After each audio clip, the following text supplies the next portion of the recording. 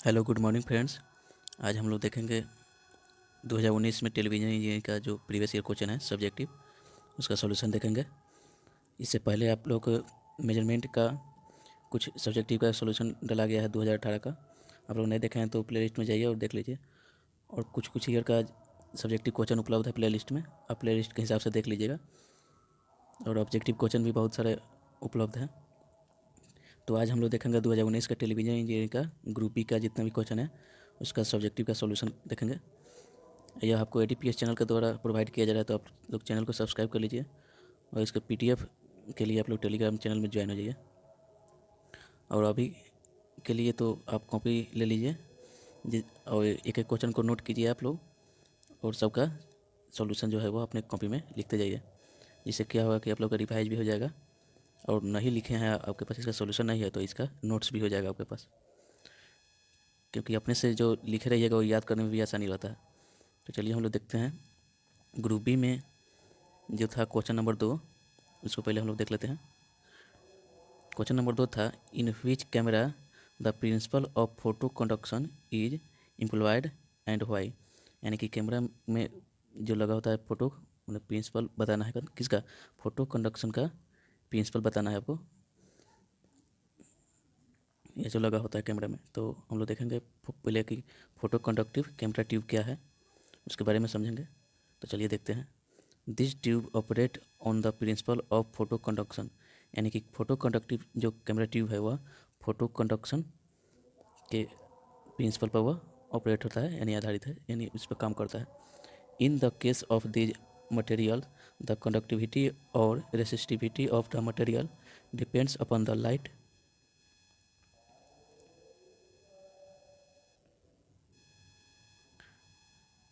Light intensity falling on the surface. यानी कि यह कहने का अर्थ यह होगा कि जो इसका इस केस में मटेरियल जो इसका होता है कंडक्टिविटी और रेसिस्टिविटी, यह डिपेंड करता है इसके प्रकाश की तीव्रता पर फोटो कंडक्टिव कैमरा ट्यूब में। और आगे कह रहा है, vidicon and plumbicon are two major types of photo conductive camera tube. यानी कि वीडिकन और प्लम्बिकन जो है वह फोटो कंडक्टिव कैमरा ट्यूब को वह मेजर करने का प्रकार है। आगे कह रहा है, basically in the photo conductive type of target plate the image that fell on its surface it change into a charge distribution further and electron beam scan in it change into electrical signal। यानी कि electron beam जो इसका होता है वह इसको electrical signal में convert करता है वह। और आगे हम लोग देखेंगे 2 नंबर का और मैं दिया था कि इमेज लाइक क्या है, यानी कि व्हाट इज इमेज लाइक। तो हम लोग इसको देखेंगे। The time delay in establishing a new signal current in the camera follow the rapid change in target illumination is called image lag. यानी कि इमेज लैग का कहने का यह अर्थ होगा कि जो कैमरा ट्यूब में जो प्रकाश जो तेज़ी से आता है तो उसमें जो देरी होता है उसी को हम लोग, यानी कि जो डिले टाइम, यानी कि जो प्रकाश को एस्टेब्लिश करने में जो देरी लगता है उसी को इमेज लैग कहा जाता है। आगे कह रहा है, in the photo conductive camera tube this occur in two form. यानी कि फोटो कंडक्टिव कैमरा ट्यूब में यह 2 प्रकार के होते हैं। चलिए हम देखते हैं कि कौन कौन से प्रकार हैं। एक नंबर है photo conductive lag determined by the properties of target materials, and दूसरा है कैपेसिटिव लैग ऑफ बीम। यानी कैपेसिटिव लैग और बीम लैग, यानी कि यह 2 लैग हैं। तो इसके बारे में हम लोग देख लिए। अब हम लोग देखेंगे कि इसका थोड़ा और मतलब प्रॉपर्टीज बचा है। The storage of effect the picture capacity and capacitance and the beam resistance. यह जो है इमेज लैग का ही पार्ट है। तो हम लोग इमेज लाइक को समझ लिया। अब देखेंगे हम लोग 3 नंबर जो दिया था question, discuss the preference of FM over AM for audio system in television. यानी कि FM को प्रीफर किया जाता है AM के बदले, तो ये क्यों किया जाता है इसके बारे में हम लोग देखेंगे।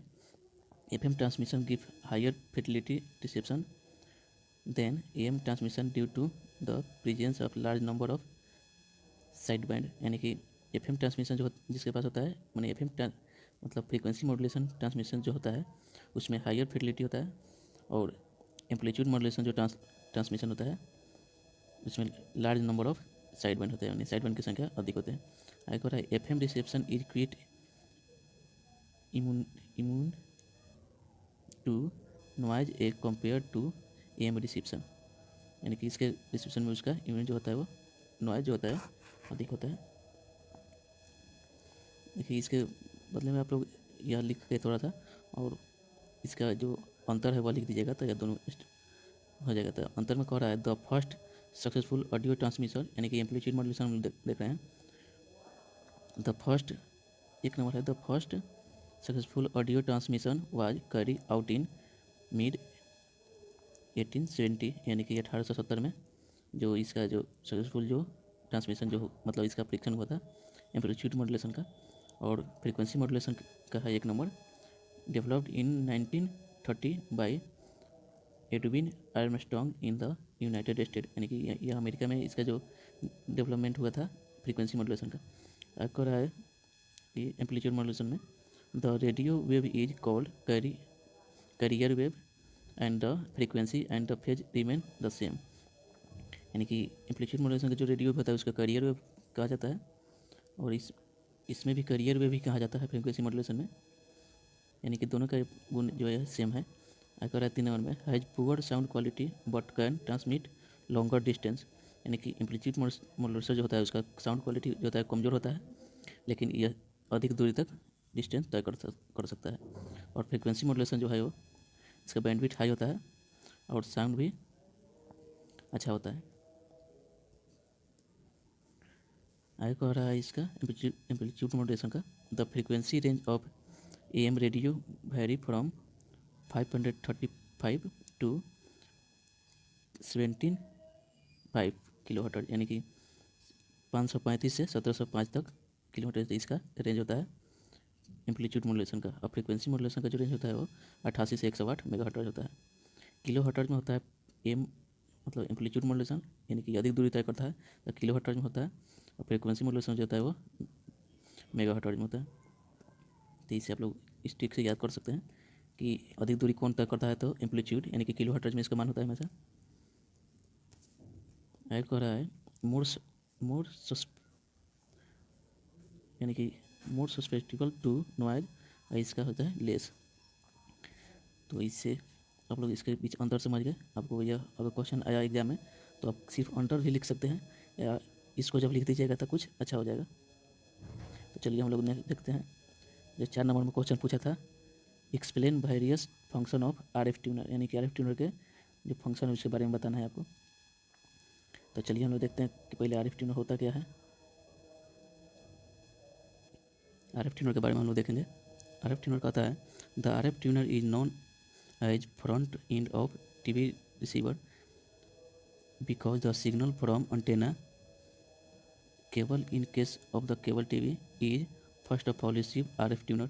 The function of RF tuner are it receive the TV signal and select the required channel, यानी कि RF tuner का जो फंक्शन है इसे हम लोग जैसे RF tuner को फ्रंट इंड के नाम से भी जाना जाता है। इसको फ्रंट इंड के नाम से इसलिए जाना जाता है क्योंकि यह एंटेना में जो लगा होता है तो सबसे पहले इसके पास ही सिग्नल पहुंचता है जिसको यह रिसीव करता है RF ट्यूनर। तो इसका जो आगे जो इसका दिया गया है उसको हम लोग देखेंगे। एक नंबर में जो इसके रिक्वायर्ड चैनल आवश्यक चैनल होते हैं सिलेक्ट करता है उसको। एक नंबर है इसका it provide impedance matching to maximize the power delivered to TV set. Impedance matching also improve the signal to noise ratio. और 2 नंबर है it convert RF signal into intermediate frequency signal by mixing it with local oscillator frequency and feed of it IF signal to video IF amplifier, यानी कि convert करने का काम करता है कौन, RF ट्यूनर जो होता है उसको, वो RF सिग्नल को IF सिग्नल में, यानी कि रेडियो फ्रीक्वेंसी को इंटरमीडिएट फ्रीक्वेंसी में वो मिक्स करके ऑसिलेटर से ये कन्वर्ट करने का काम करता है। 3 नंबर कह रहा है it prevent interfering signal from entering TV set. और 4 नंबर है it provide isolation between signal as receive from antenna and local oscillator signal. तो इसके बारे में हम लोग समझ गए। तो हम लोग देखेंगे इसके जो और में पूछा था, और में दिया गया था a picture has 625 vertical lines elements and 50 horizontal line element, what is the total number of elements. यानी कि इसमें दिया गया था आपको कि 625 जो है वो वर्टिकल लाइन है और 50 जो है हॉरिजॉन्टल लाइन है, तो टोटल नंबर ऑफ एलिमेंट बताना है। तो चलिए उसको हम लोग देख लेते हैं। इसका जो फार्मूला होता है टोटल नंबर ऑफ एलिमेंट का, तो पहले एग्जाम में लिखने का तरीका यह होगा कि आप लोग लिख दीजिएगा कि गिवन डैट, यानी कि दिया हुआ है कि नंबर ऑफ वर्टिकल एलिमेंट यानी 625 और number of horizontal element equal to 50, यानी कि दे दिया है। जब टोटल नंबर ऑफ, जब इसका फार्मूला लगाएंगे तो लिख दीजिएगा वर्टिकल एलिमेंट गुना हॉरिजॉन्टल एलिमेंट, इसका फार्मूला होता है, जब गुना कीजिएगा तब आ जाएगा 31,250, तो ये आपका आंसर हो जाएगा। नेक्स्ट हम लोग देखेंगे 5 नंबर जो क्वेश्चन पूछा था, explain the application of primary colour, यानी कि प्राइमरी कलर का एप्लीकेशन को एक्सप्लेन करना है। तो चलिए हम ये लोग देखते हैं इसका। तो पहले हम लोग जानेंगे प्राइमरी कलर जो होता है वो क्या होता है। तो रेड, ग्रीन और blue are called primary colour, यानी कि रेड, ग्रीन और ब्लू जो होता है इसे हम लोग प्राइमरी कलर के नाम से जानते हैं। These are use as basic colour in television, और इसका यूज जो बेसिक होता है वो टेलीविज़न होता है, इसका एप्लीकेशन यही है। और नोट में आपको दे दिया गया है red, blue and yellow are called primary colour, यानी कि रेड, ग्रीन, ब्लू को भी प्राइमरी कलर कहा जाता है और रेड, ब्लू, येलो को भी प्राइमरी कलर कहा जाता है। लेकिन यह प्राइमरी कलर जो होता है रेड, ब्लू, ग्रीन, यह वाला, यह जो होता है वह पेंटर के द्वारा उपयोग किया जाता है, आर्टिस्ट यानी कलाकार के द्वारा। और टेलीविज़न में हमेशा जो प्राइमरी कलर होता है वह रेड, ग्रीन और ब्लू ही होता है। तो इससे आप लोग समझिएगा, इस कन्फ्यूजन दूर हो गया। आपको एग्जाम में ऑब्जेक्टिव में भी दे सकता है कि टेलीविज़न में उपयोग होने वाले प्राइमरी कलर का नाम दे, या आर्टिस्ट द्वारा पेंटिंग में उपयोग होने वाले प्राइमरी कलर का नाम दे, तो आपको यह आर्टिस्ट द्वारा उपयोग होता है और यह जो उपयोग होता है वह टेलीविज़न में उपयोग होता है। और यहाँ पर आपको नोट में दे दिया गया है कि जो कलर दे देगा मिक्स करके बनाने के लिए, तो रेड प्लस ग्रीन जो होता है वह येलो बनाता है और रेड प्लस ब्लू जो होता है वह मैजेंटा कलर बनाता है।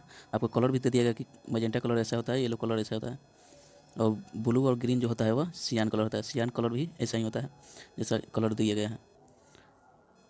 तो आगे हम लोग देखेंगे इसका लाइट कलर प्राइमरी जो होता है वो रेड, ग्रीन, ब्लू होता है, और पिगमेंट कलर प्राइमरी जो होता है सियान, मैजेंटा और येलो होता है। आपको यह भी पूछ सकता है पिगमेंट कलर का नाम दे, तो सियान, मैजेंटा और येलो हो जाएगा। तो इससे आप लोग कलर के बारे में समझिए।